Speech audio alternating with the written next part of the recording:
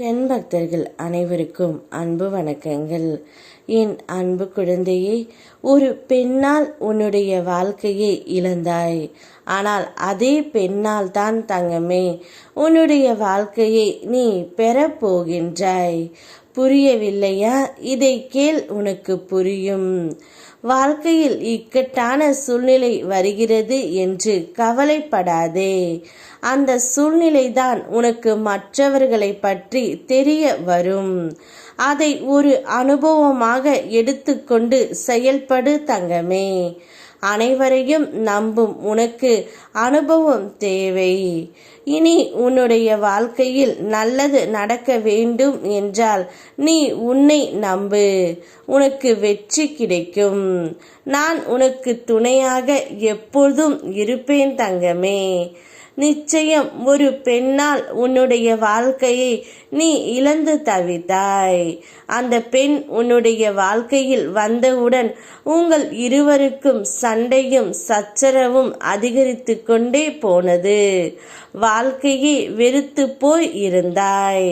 ஆனால் அதே பெண் இப்பொழுது உன்னுடைய வாழ்க்கையில் இருந்து உங்களை விட்டு விலகி விட்டால் தங்கமே. அந்த பெண் மூலம் உன்னுடைய வாழ்க்கையை நீ பெறுவாய். அந்த பெண்ணுக்கு நல்ல விதமாக புத்தியை எடுத்து உரைத்து உன் வாழ்க்கையை விட்டு நான் தான் தங்கமே விரட்டி அடித்தேன். அதனால் உன்னுடைய வாழ்க்கை இனி பிரகாசமாக இருக்க போகின்றது. உறவுகளுடன் கூடி மகிழ்ச்சியாக நீ இருக்க போகின்றாய். எந்த இடத்திலும் பேச்சில் கவனமாக இரு தங்கமே. சில உறவுகள் உன் பேச்சை தவறாக புரிந்து கொள்ளும். எனவே அவசியமற்ற விஷயங்களை பற்றி பேசாதே. புரிகின்றதா? செலவுகளை திட்டமிட்டு செலவு செய். நிறைய செலவுகள் இருக்கின்றன. முதலில் அதிகமாக செலவு செய்துவிட்டு பின்பு அவதிப்படாமல் திட்டமிட்டு செலவு செய் தங்கமே. உனக்கு வரவேண்டிய பணம் வந்து சேரும். நெருங்கிய உறவொன்று உன் மனம் காயப்படும்படி பேசி இருந்தால் அதை மன்னித்துவிடு.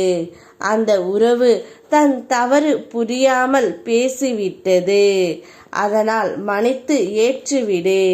நான் உன்னோடு ஆறுதலாக தினமும் பேசிக்கொண்டு இருக்கின்றேன். அது போதாதா? நான் இருக்க நல்லதே உன்னுடைய வாழ்க்கையில் நடக்கும் தங்கமே.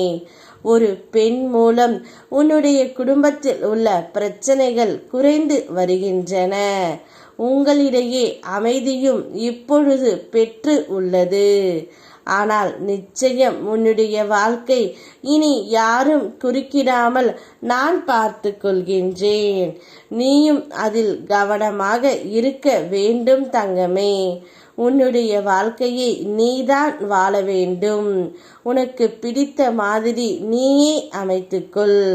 உனக்கு துணையாக நான் இருப்பேன். யாம் இருக்க பயமேன். ஓம் முருகா.